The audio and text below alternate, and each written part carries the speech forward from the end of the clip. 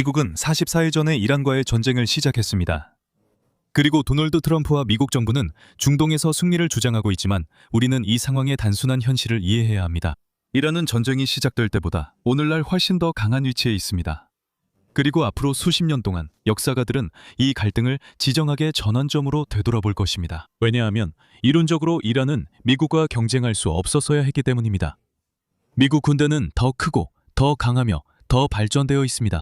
하지만 이란은 오늘날의 현대전 시대에는 더 크다고 해서 항상 더 좋은 것은 아니라는 것을 증명했습니다. 도널드 트럼프는 이란이 아무런 패도 쥐고 있지 않다고 말하길 좋아하지만 사실 이란은 전 세계 경제의 관문이 된 호르무즈 해협이라는 패를 쥐고 있습니다. 오늘 영상에서는 이 44일간의 분쟁에서 무슨 일이 있었는지 분석하고 트럼프가 왜 새로운 전쟁을 시작했는지 그 진짜 이유를 논의하며 가장 중요한 질문인 앞으로 우리는 어디로 가야 하는지에 대해 답해보겠습니다. 하지만 먼저 기준점을 세우고 이 전쟁의 결과로 나타난 10가지 새로운 현실을 살펴보겠습니다. 첫째, 트럼프가 86세 최고 지도자를 56세 아들로 교체했지만 이란에서 정권 교체는 없었습니다. 두 번째, 미국은 이란의 농축 우라늄을 단 1kg도 회수하지 못했습니다. 이제 트럼프는 호르무즈 해협을 다시 열 수 있었지만 이 전쟁이 시작되기 전에는 전 세계가 아무런 비용 없이 이 해협을 이용할 수 있었다는 점을 잊지 맙시다.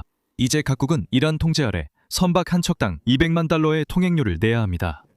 트럼프는 미국 정부가 이란의 군대를 완전히 파괴할 수 있었다고 주장했지만 그럼에도 불구하고 이란은 미국의 최첨단 전투기를 격추시킬 수 있었습니다. 이는 사실상 석기 시대에 속한 것으로 여겨졌던 사람들이 이룬 놀라운 성과입니다. 이제 중동에 있는 미국의 13개 군사기지 모두가 대부분 거주할 수 없을 정도로 파괴되었습니다. 뉴욕타임스에 따르면 미군 병사들은 숙박을 위해 호텔로 이동해야 했습니다. 트럼프는 나토를 해체하는 데 성공했습니다.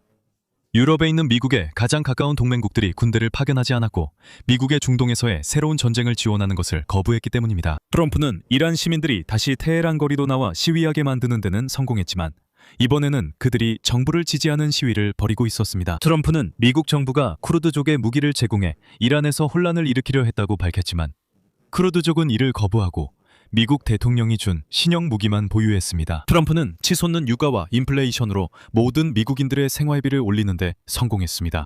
그리고 마지막으로 트럼프는 미국의 군사 목표를 단 하나도 달성하지 못한 새로운 전쟁에 300억 달러를 쏟아부었고 그 결과 전 세계에 더 큰 혼란만을 초래했습니다. 지난 44일간 배운 모든 것을 스카이뉴스의 강력한 보도에서 들어보시기 바랍니다. 저는 우리가 모든 외교적 측면에서 완전히 성공을 거두었다고 말합니다. 지난 몇 주 동안 대통령이 미국의 목표에 대해 말한 모든 것들을 살펴보면 그 목표들은 계속 바뀌고 있습니다. 하지만 그것들을 모두 종합해보면 그 목표들 중 어느 하나도 명확하게 달성된 것은 없다는 사실입니다. 그리고 그중 일부는 그가 시작하기 전보다 지금 더 나쁜 상태에 있습니다. 그래서 그는 원하는 만큼 승리를 주장할 수 있습니다. 하지만 전 세계와 미국 내 상당수의 사람들은 앞으로 며칠, 몇 주 동안 그 여파를 생각할 때 아마 동의하지 않을 것입니다. 겉보기에 미국에게는 전략적으로 유리한 시대처럼 보입니다. 많은 이가 왜 트럼프가 이런 일을 했는지 궁금해합니다. 이 질문에 답하기 위해 뉴욕타임즈에 트럼프는 어떻게 미국을 이란과의 전쟁으로 이끌었는가 보도를 살펴보겠습니다. 이것이 진실을 이해하기 위해 읽을 수 있는 최고의 설명입니다. 그리고 이 모든 것은 2월 11일 이스라엘 총리 베냐민 네타냐후가 워싱턴 DC를 방문하면서 시작되었습니다. 네타냐후는 30년 넘게 미국 정부에 이란을 공격하라고 압박해왔습니다. 그리고 그가 백악관에서 트럼프와 그의 자문단을 만났을 때 트럼프는 네타냐후를 기자실에서 데리고 나와 백악관의 상황실로 직접 안내했습니다. 상황실은 24시간 보안이 유지되는 고도의 정보시설입니다. 사실 외국 정상에게 상황실을 개방하는 것은 매우 이례적인 일입니다. 이곳은 보통 미국 대통령과 그의 자문단이 중요한 국가안보 결정을 내릴 때만 사용하는 공간이기 때문입니다. 하지만 네타냐후는 어떻게든 특별 대우를 받았고 테이블의 맨 한 앞자리에 앉아 미국이 이스라엘과 함께 이란에 대한 공식적인 전쟁을 시작해야 한다는 내용을 1시간 동안 발표했습니다. 네타냐후는 트럼프에게 3가지 예측을 제시해 미국 대통령을 바로 확신시켰습니다. 그는 이란의 미사일 등력은 몇 주 만에 파괴될 수 있으며 정권이 너무 약화되어 결코 호르무즈 해협을 봉쇄할 수 없을 것이라고 말했습니다. 네타냐후는 또한 이란이 미국의 군사기지와 지역 내 동맹국들을 공격할 가능성은 사실상 제로라고 트럼프를 안심시켰습니다. 이론상으로는 너무나도 당연한 선택처럼 보였습니다. 미국은 이란에 대해 정권 교체를 시도해도 거의 아무런 대가도 치르지 않아도 됐습니다. 트럼프는 또다시 우리 역사에서 반복적으로 거짓임이 드러난 새로운 나라 폭격이 정권 교체로 이어진다는 믿음을 갖기 시작했습니다. 쿠바에서 베트남, 이라크, 아프가니스탄, 그리고 리비아에 이르기까지 미국 정부는 정권 교체를 시도한 끔찍한 전적을 가지고 있습니다. 하지만 트럼프는 이번에는 다를 것이라 믿기 시작했습니다. 그는 네타냐후의 미끼를 물고 즉시 이 새 계획에 확신을 가졌습니다. 하지만 트럼프 내각 다수가 대통령에게 이란이 미사일과 드론을 더 비축할 수 있다고 경고하기 시작했습니다. 미국이 이 지역에서 미국의 이익과 동맹국을 보호하기 위해 필요한 값비싼 요격 미사일을 만드는 것보다 훨씬 더 저렴한 비용과 훨씬 더 빠른 속도로 말이죠. 흥미롭게도 중동에서의 새로운 전쟁에 가장 크게 반대한 인물은 부통령 JD 벤스였습니다. 벤스 씨는 동료들 앞에서 트럼프 씨에게 이란과의 전쟁이 지역의 혼란과 셀 수 없이 많은 희생자를 초래할 수 있다고 경고했습니다. 또한 이는 트럼프 씨의 정치 연합을 분열시킬 수 있으며 새로운 전쟁에 대한 약속을 믿었던 많은 유권자들에게는 배신으로 여겨질 수 있습니다. JD 벤스는 트럼프에게 이란과의 전쟁이 지역적 혼란을 초래할 것이라 말했습니다. 그는 트럼프 씨에게 이것이 공화당 지지자들을 분열시킬 것이라고 경고했고, 트럼프 씨와 벤스가 백악관을 책임감 있게 이끌 최적의 팀이라고 몇 달 동안 선거운동을 했던 만큼 마가 지지자들이 등을 돌릴까 두려워했습니다. 하지만 상황은 더 나빠집니다. 미국에서 가장 고위급 군장교인 댄 케인 장군은 트럼프 씨에게 이것이 이스라엘 측의 통상적인 방식이라고 구체적으로 말했습니다. 그들은 지나치게 부풀려 말하고 그들의 계획이 항상 잘 짜여 있는 것도 아닙니다. 그들은 우리 도움이 필요하다는 걸 알고 있기 때문에 그렇게 강하게 밀어붙이는 겁니다. 미국 정보 당국이 이란 공격이 실행 가능하지 않고 군사적 승리도 어려울 것이라는 방대한 정보를 제공했음에도 불구하고 트럼프 씨는 모든 합리적인 조언을 무시하고 대신 네타냐후의 계획에 올인했습니다. 실제로 이란을 공격하는 것은 트럼프 씨가 미국 대통령이 되기 전부터 오랫동안 원해왔던 일입니다. 이 1985년 60 미니츠 인터뷰를 보시죠. 당시 39살이던 트럼프 씨가 처음 이란에 대한 욕망을 드러냈습니다.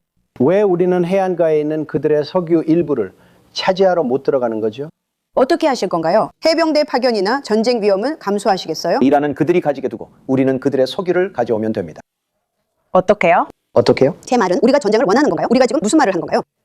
들어가면 되죠. 그런데 우리는 어떻게 들어가죠? 약하게 굴면 전쟁이 날 겁니다. 알겠어요. 우리가 어떻게 들어가죠? 우리가 뭘 해야 하죠? 신뢰합니다. 전쟁이 일어나고 중동에서 시작될 겁니다. 소련이 이란에 그렇게 하면 우리가 개입하겠다고 하면 어떡하죠? 그들이 그렇게 할 거라 믿지 않습니다. 다음에 이란이 이 나라를 공격하면 들어가서 대형 석유 시설 하나를 점령하고 계속 유지하세요. 손실을 되찾으세요. 이 나라는 이란 때문에 많은 것을 잃었습니다. 보시다시피 트럼프는 속으로는 신보수주의자입니다. 그리고 이 영상에서 볼 수 있듯이 그는 40년이 넘도록 이란 정권을 전복하고 그들의 석유를 빼앗는 꿈을 꾸어왔습니다. 물론 이것은 전혀 놀랄 일이 아닙니다. 왜냐하면 올해 초 트럼프가 베네수엘라의 군사 침공을 감행하고 마두로 대통령을 체포한 뒤 즉시 그 나라의 석유를 장악했던 것과 똑같은 시나리오이기 때문입니다. 저는 트럼프가 베네수엘라에서 미국 군대가 거둔 성공을 이란에서도 재현할 수 있다고 지나치게 자신했었다고 생각합니다. 하지만 베네수엘라와 이란은 전혀 다릅니다. 이란은 베네수엘라의 2배 크기이며 인구는 9,300만 명입니다. 베네수엘라와 달리 이란은 생존을 위해 싸웁니다. 하지만 이번 주말 미국과 이란 관리들이 파키스탄에서 평화회담을 논의하는 동안 중동 갈등은 이제 시작됐다는 것이 제 생각입니다. 트럼프는 이란의 10개 항목 계획을 평화회담의 기초로 삼겠다고 했으며 이란은 지역 평화 확립을 위해 4가지 레드라인을 제시했습니다. 첫 번째, 호르무즈 해협에 대한 통제권입니다. 두 번째, 전쟁 배상금 지급입니다. 세 번째, 동결된 모든 이란의 금융자산 해제입니다. 그리고 네 번째, 포괄적인 지역 휴전 확보입니다. 최근 트럼프가 이란 관리들의 새 요구에 동의하고 60억 달러 이상 동결된 이란 자금을 해제하기로 합의했다는 보도가 나왔습니다. 하지만 여기서 이 이야기는 대부분의 사람들이 아직 완전히 이해하지 못하는 방향으로 전개됩니다.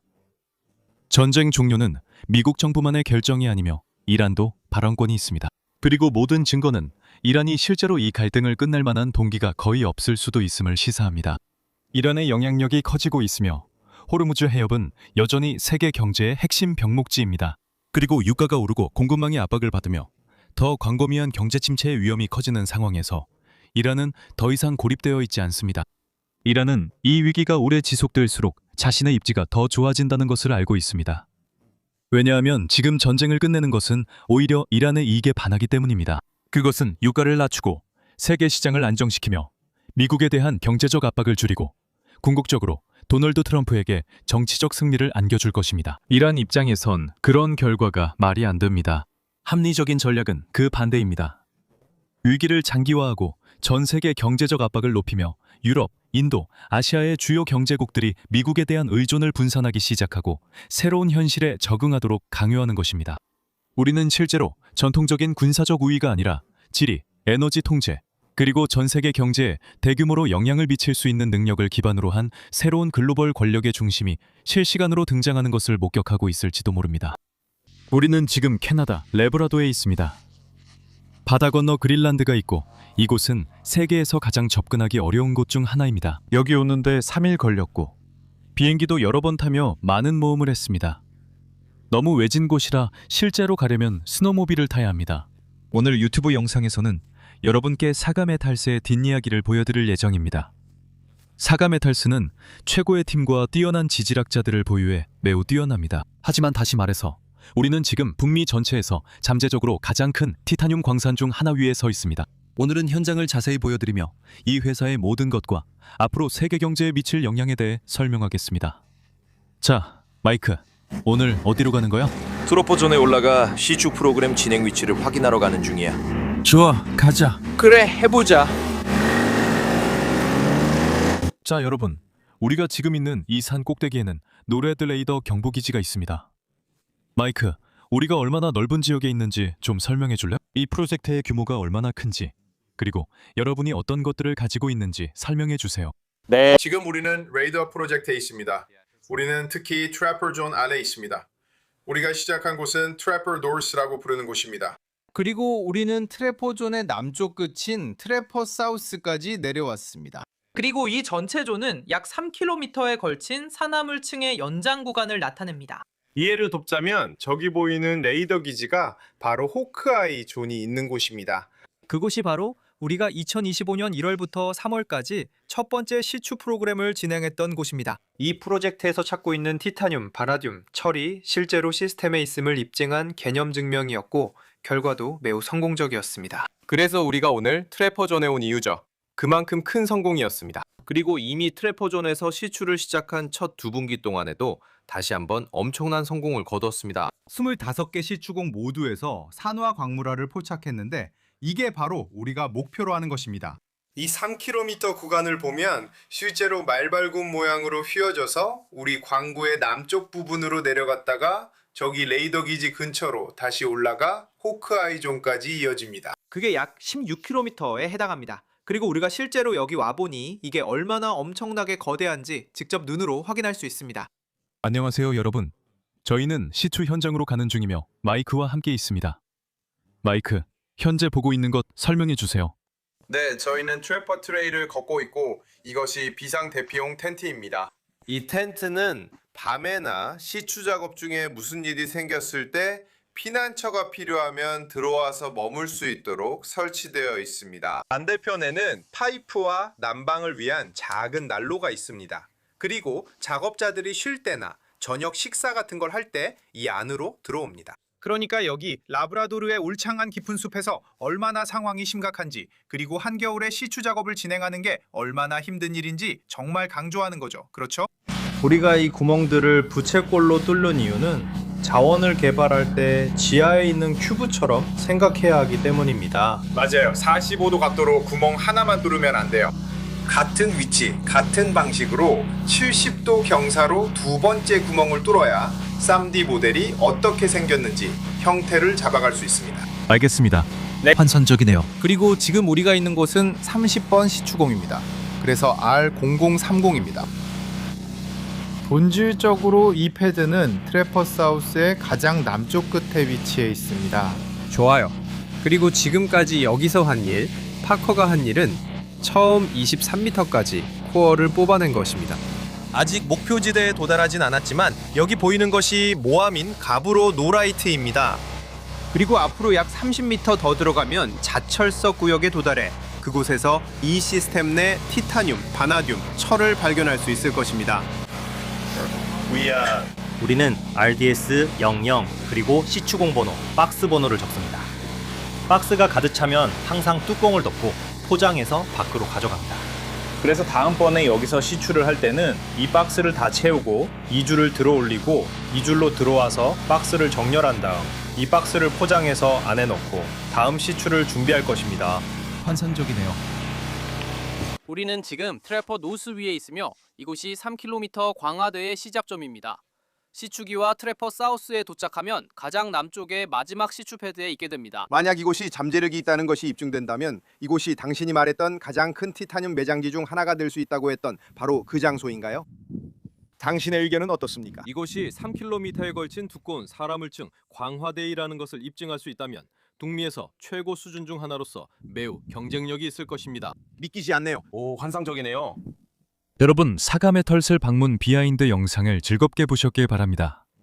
전하고 싶은 메시지는 이것이 단순한 자원 이야기가 아니라 지정학이라는 점입니다.